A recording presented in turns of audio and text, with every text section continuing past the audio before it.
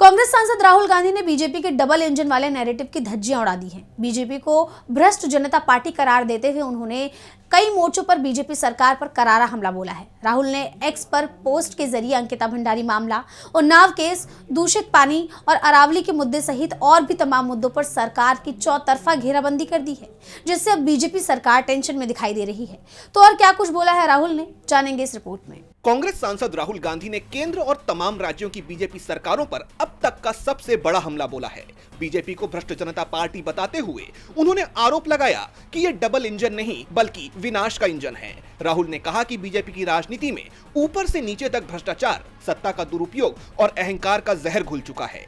उन्होंने अंकिता भंडारी, उन्नाव मामला और दूषित पानी मामले सहित तमाम मोर्चों पर बीजेपी पर करारा हमला बोला। अपने हमले की शुरुआत में सबसे पहले राहुल गांधी ने लिखा, देश भर में भ्रष्ट जनता पार्टी की डबल इंजन सरकारों ने जनता की जिंदगी तबाह कर दी है।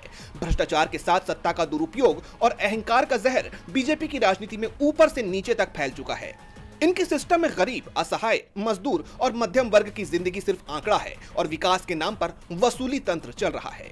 इसके बाद इसी पोस्ट में राहुल गांधी ने उत्तराखंड के अंकिता भंडारी मामले और उत्तर प्रदेश के उन्नाव मामले का जिक्र करते हुए न्याय प्रक्रिया पर सवाल उठाए। उन्होंने पूछा, उत्तराखंड में अंकिता भंडारी के मामले ने पूरे देश को झकझोर दिया, लेकिन सवाल आज भी वही है, सत्ता का संरक्षण बीजेपी के किस वीआईपी को बचा रहा है? कानून सबके लिए बराबर कब होगा? उत्तर प्रदेश के मामले में भी पूरा देश देख चुका है कि सत्ता के गुरूर में अपराधियों को कैसे बचाया गया और पीड़िता को न्याय के लिए कितनी कीमत चुकानी पड़ी। राहुल यही नहीं रुके, अपना हमला जारी रखते हुए उन्होंने इंदौर के साथ साथ गुजरात, हरियाणा और दिल्ली में दूषित पानी से लोगों की जान जाने और बीमार होने के मुद्दे पर भी सरकार को घेरते हुए सवाल उठाए। तो कफ सिरप के मुद्दे पर भी उन्होंने सरकार को घेरा। वहीं अरावली के मुद्दे पर भी राहुल ने मोदी सरकार को नहीं छोड़ा। राहुल ने आरोप लगाया कि राजस्थान की अरावली पहाड़ियों से लेकर देश के दूसरे जंगलों तक नियमों को ताक पर रखकर अरबपतियों के स्वार्थ साधे जा रहे हैं। उन्होंने कहा, विकास के नाम पर पहाड़ काटे जा रहे हैं और जनता को बदले में सिर्फ धूल, प्रदूषण और आपदाएं मिल रही हैं। इसके बाद भी राहुल गांधी का हमला जारी रहा। अपने पोस्ट के आखिर में राहुल ने पुलों के गिरने, सड़कों के धंसने और रेल हादसों पर सरकार की प्रतिक्रिया को राहुल ने महज फोटो ऑप करार दिया। उन्होंने आगे लिखा कि पुल गिरते हैं, सड़कें धंसती हैं, ट्रेन हादसों में परिवार मिट जाते हैं और बीजेपी सरकार हर बार वही करती है, फोटो ऑप, ट्वीट और मुआवजे की औपचारिकता। मोदी जी का डबल इंजन चल रहा है, लेकिन सिर्फ अरबपतियों के लिए।